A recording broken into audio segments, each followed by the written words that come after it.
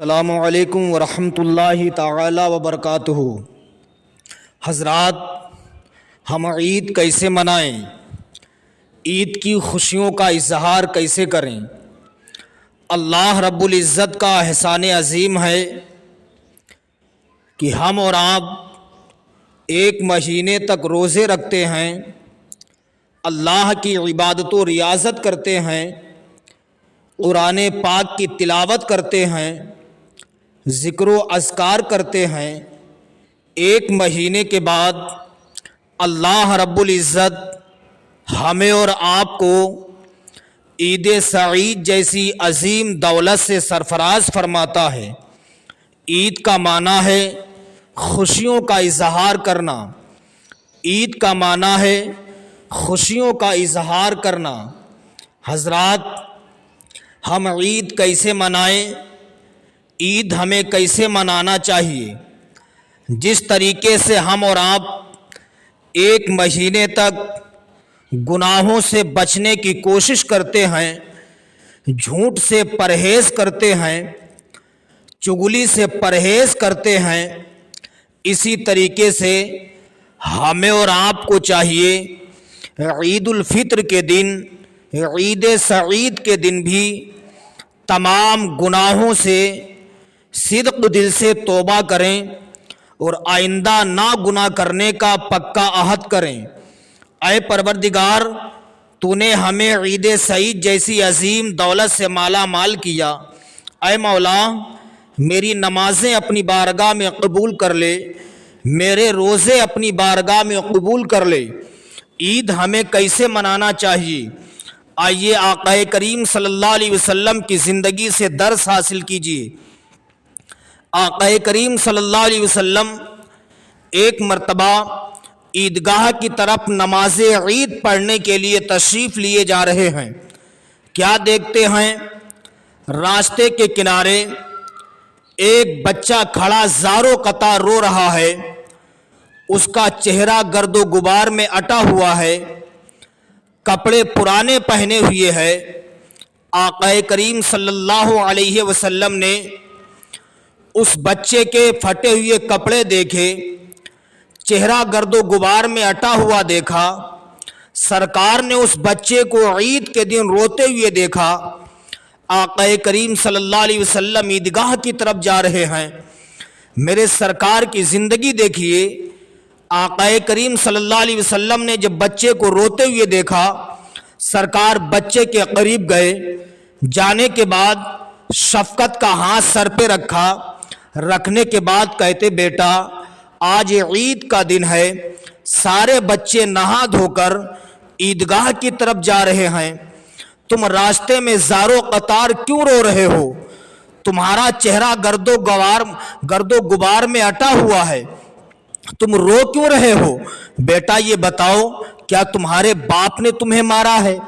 کیا تمہاری ماں نے تمہیں ستایا ہے؟ کیا بھائیوں نے تمہیں اذیتیں دی ہیں؟ جب بچے نے باپ کا نام سنا، بچہ اور تیز چیخنے لگتا ہے۔ سرکار نے فرمایا، بیٹا تم روتے جا رہے ہو، آخر رونے کا سبب بتاؤ، رو کیوں رہے ہو؟ کیا تمہارے باپ نے تمہیں مارا ہے؟ بچہ کہتا، یا شیخ مجھے میری حالت پہ چھوڑ دو۔ نبی فرماتے، بیٹا بتاؤ، کیا تمہارے باپ نے تمہیں مارا ہے؟ کیا تمہاری ماں نے تمہیں مارا ہے؟ آج عید سعید کا دن ہے، سارے بچے عیدگاہ کی طرف جا رہے ہیں، نیا لباس پہنے ہوئے ہیں، لیکن تم یہ پھٹا پرانا لباس پہنے ہوئے ہو۔ کیا تمہارے باپ نے کپڑوں کا انتظام نہیں کیا ہے؟ بچے نے اتنا سنا اور زاروں قطار رونے لگتا ہے۔ میرے سرکار نے پوچھا، بیٹا بتاؤ کیا معاملہ ہے؟ اب وہ بچہ کہتا، یا شیخ مجھے میری حالت پہ چھوڑ دو، میرے سامنے میرے باپ کا نام نہ لو۔ آقا کریم ارشاد فرماتے، بیٹا بتاؤ آخر ہے کیا؟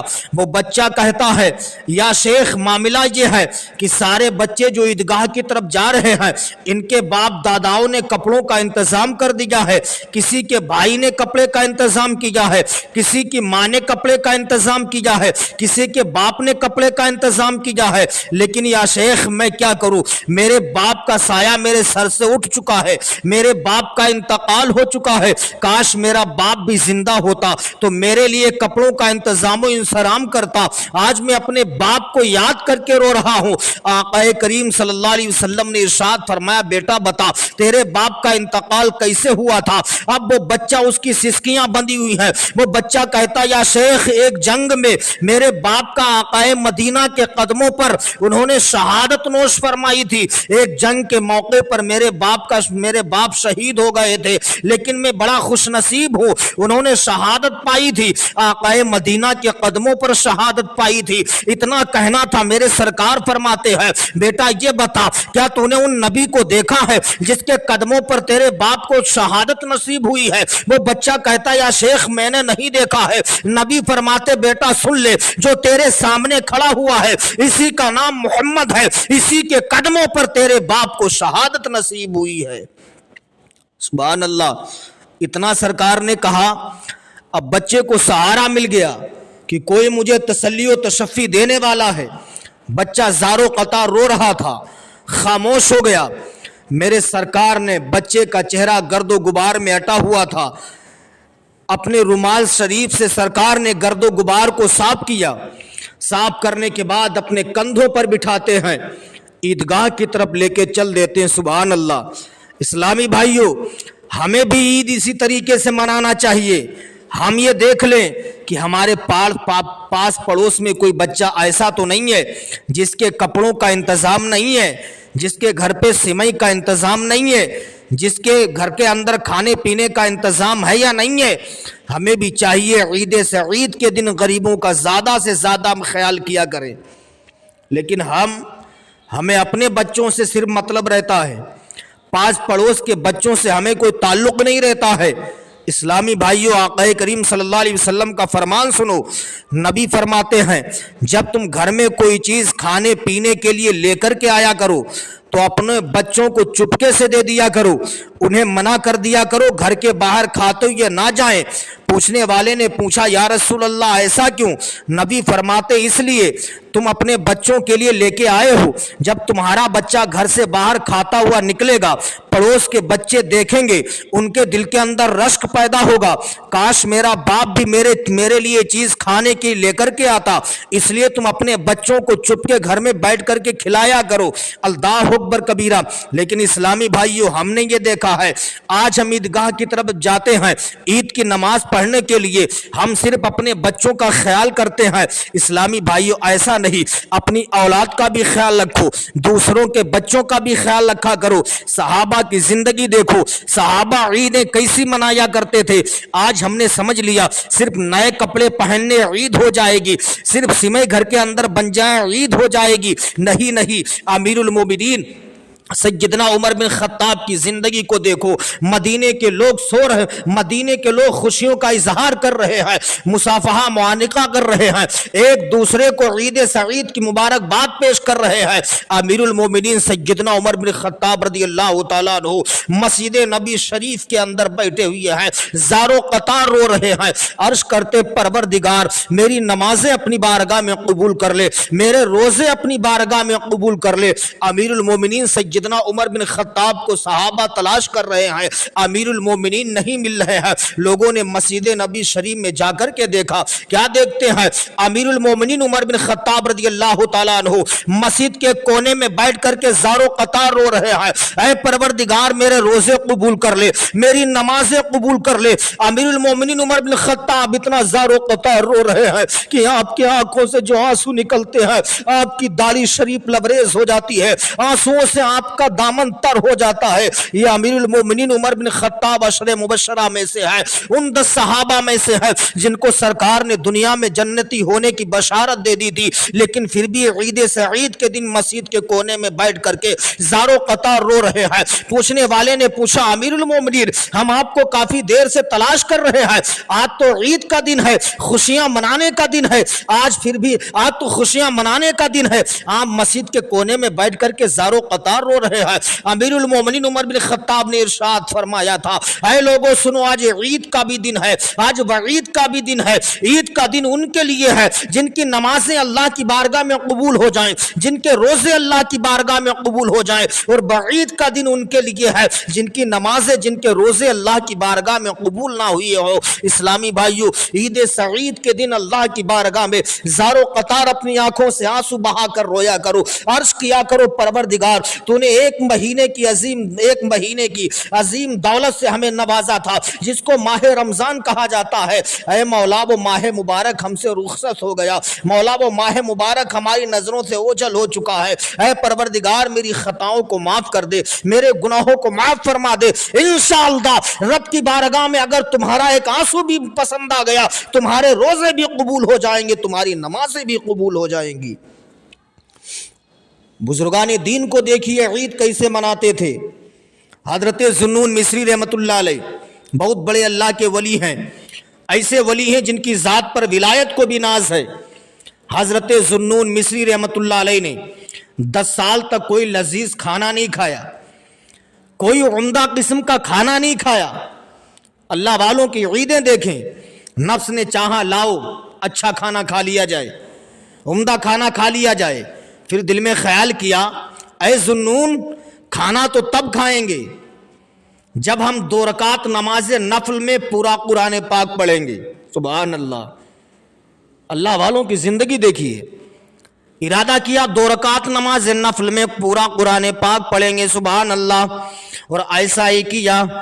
नमाज नफल की नियत बांधते हैं, 2 रकात नमाज नफल में पूरा कुरान पाक ख़त्म कर देते हैं। ईद सईद का दिन हुआ, लजीज खाना तैयार किया, पहला लुक़मा हाथ में लिया। वाक़या बड़ा लंबा है, सरसरी नज़र डाल रहा हूँ। लुक़मा हाथ में लिया, मुंह के करीब लाए, नफ्स ने कहा, आए जुन्नून 10 साल के बाद मैं कामयाब हो गया हूँ, मैं तुझ पे गालिब होने वाला हूँ। लुक़मा नहीं खाया, रख दिया। एक आलिम दीन सो रहे थे, सरकार की ज़ियारत हुई, सरकार ने फरमाया जाओ जुन्नून को ये खाना दे देना, उनसे कह देना 10 साल के बाद लजीज खाना तनाबुल कर ले। वो आलिम दीन आते हैं, आने के बाद जुन्नून मिस्री रहमतुल्लाह अलैह को वो खाना पेश किया। फरमाते हैं अल्लाह के वली जुन्नून मिस्री, सुनिए, मैंने सरकार की ज़ियारत की है, आक़ाए करीम ने फरमाया है कि मेरे जुन्नून से कह देना कि 10 साल के बाद ये लजीज खाना खा ले। जब इतना सुना तो हज़रत जुन्नून मिस्री रहमतुल्लाह अलैह कहते हैं, या रसूल अल्लाह, मैं फरमा बरदार हूँ, आका मैं फरमा बरदार हूँ। 10 साल के बाद लजीज खाना तनावुल फरमाया है। लेकिन आज हमारी ईदें कैसी हैं?